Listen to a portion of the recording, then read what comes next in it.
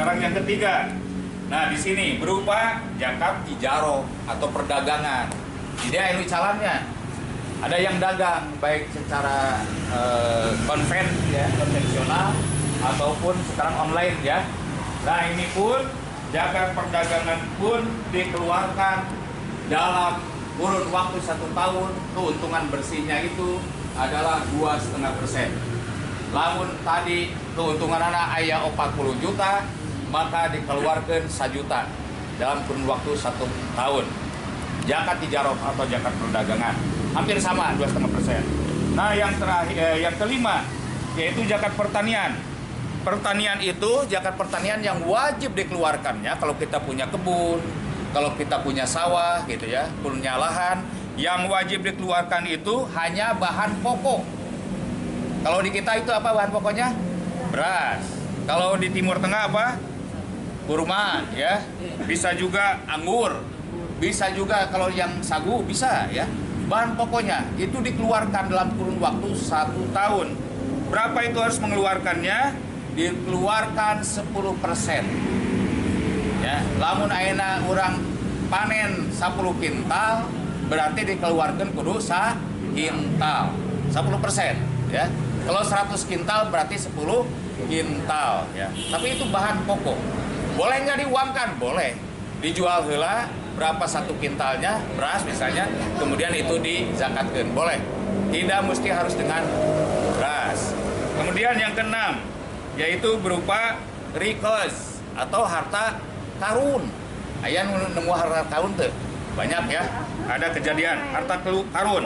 Harta karun, harta temuan yang berupa emas atau berupa apa yang bisa dizakatkan, kita menemukan.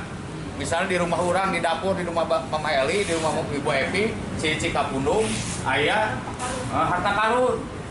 Kemudian harta karun itu lebih dari 80 gram, maka itu wajib dikeluarkan zakatnya. Berapa dikeluarkannya? Bukan 2,5% lagi, tapi dikeluarkan 20%. Lebih besar ya, 20%. Bukan 2,5%, bukan 10%. Kalau tidak dikeluarkan orang sendiri, maka itu namanya gasam.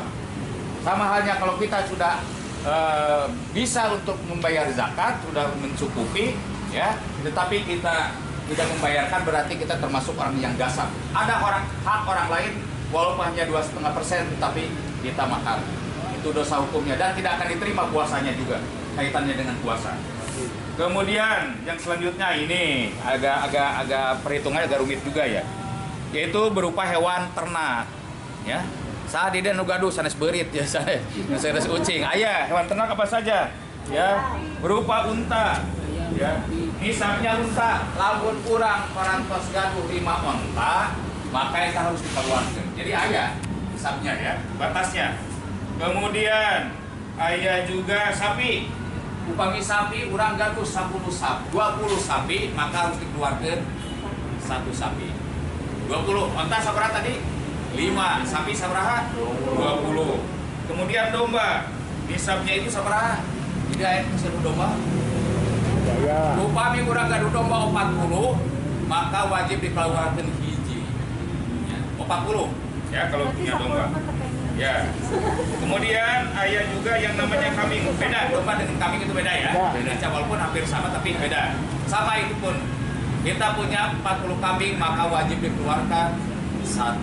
Nah, itu artinya kita tidak hanya identik pengeluaran zakat mal itu hanya dengan berupa uang, tapi berupa dengan harta yang lain yang dalam tadi ada 7 kategori.